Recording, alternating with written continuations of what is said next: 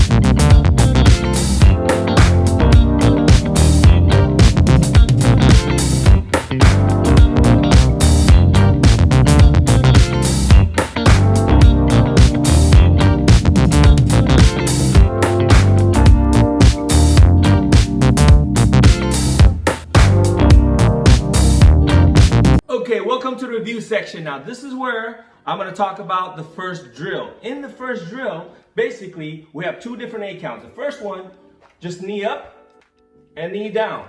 That's it. The right side go up, then down. Now, how high should my knee go up? Well, in this specific drill, I didn't really have a set position. However, the higher it is, the harder. Okay, so what I like to do is, here's the goal. Let's try to get that 90 degree where your knee is your lap right here is like a 90 degree, perpendicular to the, or parallel to the ground, okay? Now, if you're a little bit short of that, that's fine. You know, I'm not gonna measure it, but however, try to get this high and then get it down, all right?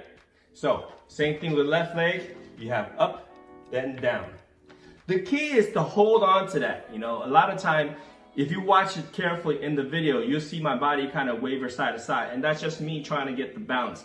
The more we do it, the better our balance will get, okay? And then the second 8 count, what we did is we went here. This is a little bit more difficult. Now you're gonna drop down and then come up and then down. This is where you're holding that balance a little bit longer, all right?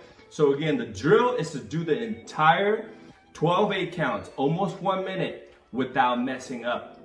And my challenge to you, if you mess up, rewind it back, okay?